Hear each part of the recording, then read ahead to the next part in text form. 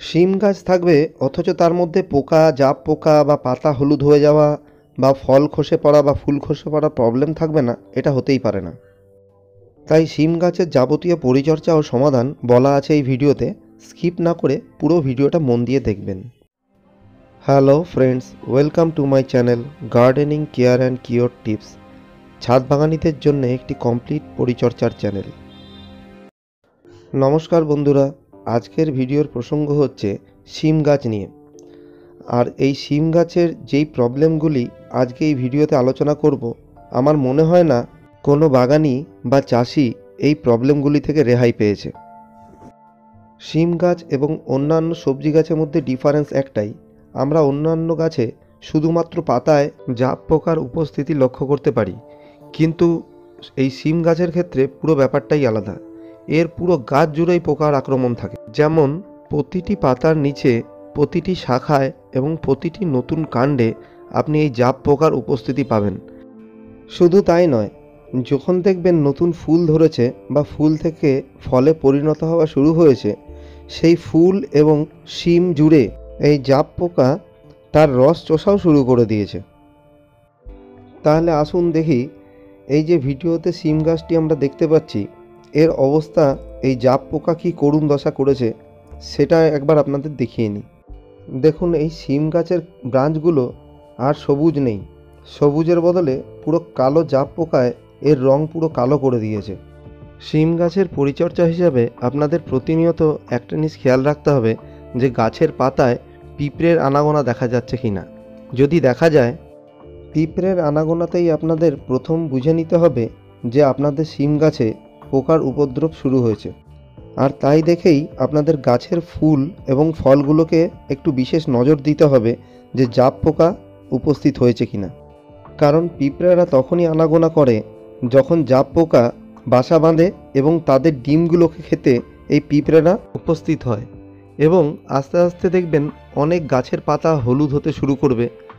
সেটা ফাঙ্গাসের কারণেও হয়, আবার শুটি মোল্ড দেখা দিলেও এরকম পাতায় কালচিটে পড়ে পাতা ছিটছিট পড়ে গিয়ে আস্তে আস্তে হলুদ হয়ে যায়।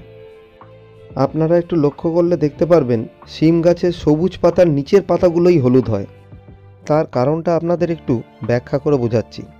দেখুন, উপরে যে সবুজ পাতাগুলো আছে তার নিচে যখন জাপ পোকা বাসা করে আর তাদের যে মলগুলো আছে সেটা তার নিচে পড়তে থাকে এবং সেই থেকে সেই পাতাগুলো আস্তে আস্তে হলুদ হয়ে গিয়ে সেটার মধ্যে ফাঙ্গাস অথবা শুটি মোল্ডের সৃষ্টি হয়।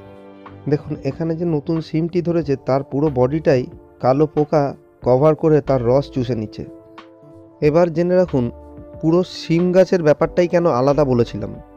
কারণ পুরো শিম গাছের পাতা, ফুল, কাণ্ড প্রতিটির মধ্যেই এত পরিমাণ রস থাকে এবং সেটা পোকাদের কাছে এতটাই মিষ্টি যে এরা কোনো অংশকেই ছেড়ে রাখে না।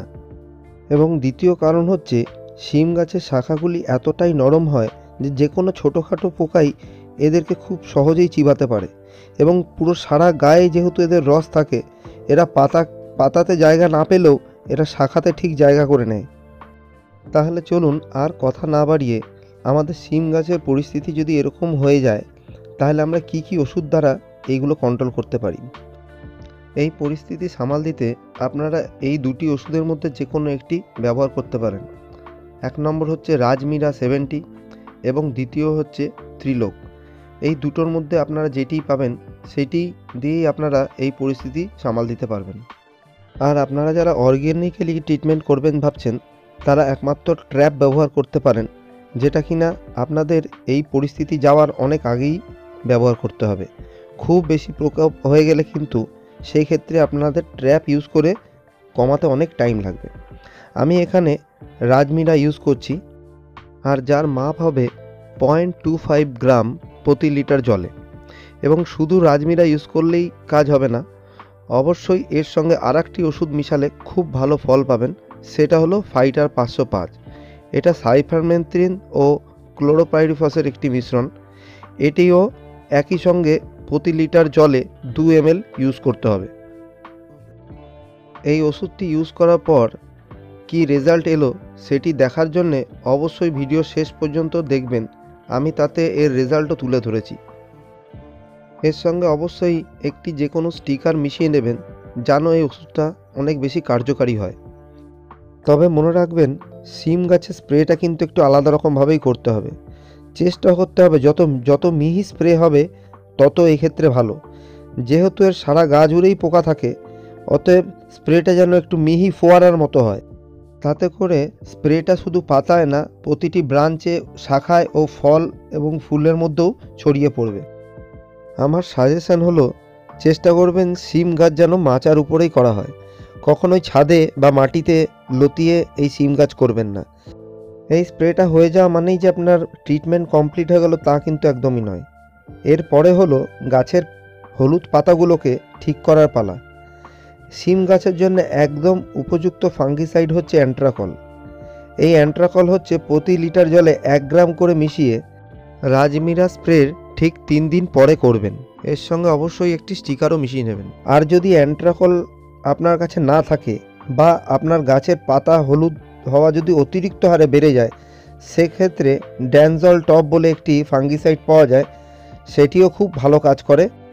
তবে আমি বলবো চেষ্টা করবেন অ্যান্ট্রাকল ফাঙ্গিসাইড ইউজ করতে। সেটা 1 নম্বর হচ্ছে কন্ট্যাক্ট ফাঙ্গিসাইড, যেটা কিনা ফুল ফলের উপর কোনো এফেক্ট দেবে না। আর দ্বিতীয়ত হচ্ছে অ্যান্ট্রাকল জিঙ্ক বেস ফাঙ্গিসাইটিস। এই জিঙ্ক বেস ফাঙ্গিসাইটিস গাছের পাতাকে সবুজ রাখতে খুবই সাহায্য করে এবং হলুদ হতে দেয় না। যেরকমটা আমি ভিডিওর মাঝখানে বলেছিলাম যে ভিডিওর শেষে আপনাদের দেখাবো এই ওষুধটা দেওয়ার রেজাল্ট কি হলো। এই দেখুন, আপনাদের সামনে ঠিক 5 দিনের মাথায় এর রেজাল্ট তুলে ধরলাম। যেই নতুন কচি কাণ্ডগুলোতে পোকা একদম বাসা বেঁধেছিল, সেগুলোতে হাত দিয়ে দেখলেই বোঝা যাচ্ছে সেগুলো শুকিয়ে মরে গেছে। এই পাতাগুলোর উপরেও দেখুন, আমি হাত দিয়ে ছড়ালে আর রস ছড়াচ্ছে না, উল্টো পোকাগুলো পাউডারের মতো ঝরে পড়ে যাচ্ছে।